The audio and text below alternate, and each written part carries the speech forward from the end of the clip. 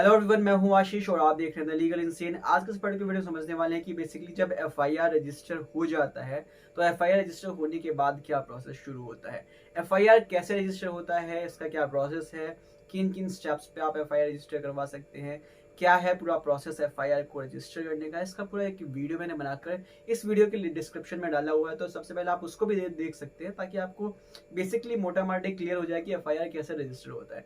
और FIR register होने के बाद क्या प्रोसेस शुरू होता है वो इस पर्टिकुलर वीडियो में समझेंगे।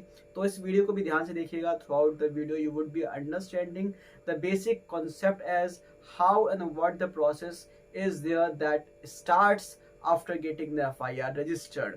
तो बेसिकली क्या होता है कि जब एफआईआर रजिस्टर हो जाता है, जब कंप्लेनेंट किसी कॉग्निजेबल ऑफेंस की जानकारी पुलिस स्टेशन में लाकर देता है, तो पुलिस वाले उसके एफआईआर को रजिस्टर करते हैं। और एफआईआर जब रजिस्टर हो जाता है तो एफआईआर रजिस्टर होने के बाद उसमें एक आईओ अपॉइंट होता है, एक इन्वेस्टिगेशन ऑफिसर अपॉइंट होता है, जिसकी सबसे पहली ड्यूटी होती है कि जिस जिस व्यक्ति के खिलाफ एफआईआर रजिस्टर हुआ है तो उस व्यक्ति को वो इंटीमेट करता है, उस एक्यूज को वो इंटीमेट करता है कि आपके खिलाफ इन सेक्शंस में एफआईआर रजिस्टर हो चुका है या ये एलिगेशंस आपके ऊपर लगाए गए हैं। तो बेसिकली दोस्तों सबसे पहला अधिकार तो एक्यूज का यही होता है कि उसको पता होना चाहिए कि किन किन सेक्शंस में उसके खिलाफ एफआईआर रजिस्टर हुआ है।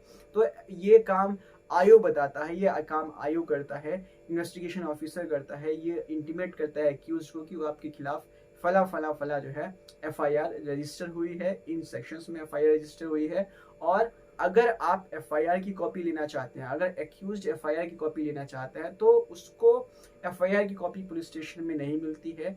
उसके लिए उसको जो है कंसर्न्ड एरिया के मजिस्ट्रेट के पास जाकर अप्लाई करना होता है एफआईआर की कॉपी के लिए। बेसिकली क्या होता है कि जब एफआईआर रजिस्टर होता है तो विद इन 24 आवर उस आयोग को एफआईआर की कॉपी उस पर्टिकुलर मजिस्ट्रेट के सामने पेश करनी होती है। विद इन 24 आवर एफआईआर की कॉपी मजिस्ट्रेट के सामने पेश करना मैंडेटरी होता है ताकि मजिस्ट्रेट उस एफआईआर पर अपना कॉग्निजेंस ले सके। और जब एफआईआर की कॉपी मजिस्ट्रेट के पास पहुंच जाती है, उस कंसर्न कोर्ट के पास पहुंच जाती है, तो एक्यूज्ड उस कंसर्न कोर्ट में एफआईआर की कॉपी की सर्टिफाइड कॉपी के लिए अप्लाई कर सकता है। तो ये प्रोसेस है एफआईआर की कॉपी लेने का कि किस तरीके से एक्यूज्ड एफआईआर की कॉपी ले सकता है और कैसे वो जान सकता है कि किन किन सेक्शंस में उसके खिलाफ एफआईआर रजिस्टर हुआ है। अब समझते हैं कि एफआईआर रजिस्टर होने के बाद पुलिस एक्यूज्ड को कैसे अरेस्ट करती है, क्या है प्रोसेस अरेस्ट करने का।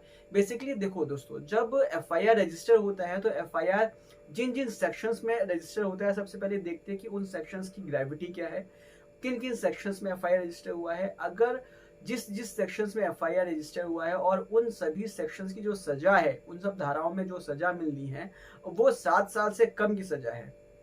बेसिकली जब 7 साल की इससे कम की सजा होती है तब यहाँ पर पुलिस वाले एक्यूज्ड को सेक्शन 41A का नोटिस इशू करते हैं। बेसिकली जब ये सीआरपीसी के सेक्शन 41 में प्रोविजन है कि सबसे पहले एक नोटिस इशू किया जाता है एक्यूज्ड को, इसीलिए हम उसको 41A का नोटिस बोलते हैं। 41A का नोटिस जब एक्यूज्ड को इशू किया जाता है तो एक्यूज्ड की ड्यूटी होती है कि उस नोटिस पर वो अपनी प्रेजेंस पुलिस स्टेशन में जाकर दे। जब पुलिस स्टेशन में अपनी जाकर प्रेजेंस देता है और पुलिस वालों को लगता है कि वो किसी भी एविडेंस को टैंपर नहीं करेगा, किसी भी वो विटनेस के साथ जो है कुछ नहीं करेगा, तो पुलिस वाले या वो पर्टिकुलर आयो उसको अरेस्ट नहीं करेगा, सिर्फ वो उसको बेल बॉन्ड भरवा के छोड़ देगा। तो बेसिकली ये सिर्फ प्रोविजन सिर्फ 7 साल से कम सजा वाले जो सेक्शंस हैं उनमें ही अप्लाई होता है। अगर उसके खिलाफ, किसी एक्यूज के खिलाफ 7 साल से ज्यादा की सजा वाले सेक्शंस अगर अप्लाई हैं या उन सेक्शंस में उसके खिलाफ जो है एफआईआर रजिस्टर है, सपोज करो कि सेक्शन 302 में उसके खिलाफ एफआईआर रजिस्टर है जिसमें सजा मौत या आजीवन कारावास होता है, तो इस पर्टिकुलर सिचुएशन में 41A का नोटिस इशू करने की जरूरत नहीं है। और पुलिस इसमें सेक्शन 41A का नोटिस इशू नहीं करती है, वो डायरेक्टली जो है एक्यूज्ड को अरेस्ट करती है। तो बेसिकली ये है पूरा प्रोसेस कि अगर किसी एक्यूज्ड के खिलाफ एफआईआर रजिस्टर हो जाता है तो एफआईआर की जानकारी आयो देता है एक्यूज्ड को, किन किन सेक्शंस में लगा है ये आयो बताता है। और अगर एक्यूज्ड को एफआईआर की कॉपी चाहिए तो वो कंसर्न्ड कोर्ट में आफ्टर 24 आवर, क्योंकि 24 आवर में वो कॉपी कंसर्न कोर्ट में जाती है, कोर्ट उसमें कॉग्निजेंस लेता है एफआईआर पर, और फिर उसके बाद वो 24 आवर के बाद वो अप्लाई करके वहां से सर्टिफाइड कॉपी ले सकता है। और पुलिस वाले कैसे गिरफ्तार करते हैं? पुलिस वाले गिरफ्तार करते हैं कि अगर उस एक्यूज के खिलाफ 7 साल से कम सजा में के सेक्शंस में अगर एफआईआर रजिस्टर हुआ है तो उसको 41A का नोटिस देकर उसको जो है बेल पर छोड़ा जा सकता है। और अगर सजा कुछ ऐसी सेक्शंस में है कि इसमें सजा आपकी 7 साल से ऊपर है, तो उसमें डायरेक्टली उसको एक्यूज को गिरफ्तार करके मजिस्ट्रेट के सामने पेश किया जाता है, और फिर एक्यूज को मजिस्ट्रेट से बेल देनी पड़ती है। बेसिकली यहाँ पर पुलिस वालों के पास राइट नहीं है कि वो बेल दे सके। तो एफआईआर अगर ऐसे सेक्शंस में दर्ज है जिसमें सजा 7 साल से ज्यादा की है, सपोज करो 302 है या 304B है, XYZ, ऐसी सेक्शंस हैं जिसमें सजा 7 साल से ज्यादा की होती है, तो इसमें पुलिस वालों के पास कोई पावर नहीं होता। वो 41A का नोटिस भी इशू नहीं करते हैं, वो डायरेक्टली जो है अरेस्ट करके उसको मजिस्ट्रेट के सामने पेश किया जाता है 24 आवर्स, विद इन 24 आवर्स, ताकि वो जो है मजिस्ट्रेट के सामने जाकर बेल के लिए अप्लाई करे, और फिर